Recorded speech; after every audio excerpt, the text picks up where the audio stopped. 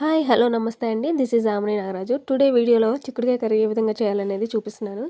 ఇంకా సిరీస్లోకి వెళ్ళిపోదామండి. చిన్ననాటి ప్రేమ కథ సిరీస్ 6 అండి. ఇది నిన్నటి వీడియో కంటిన్యూషన్ అండి.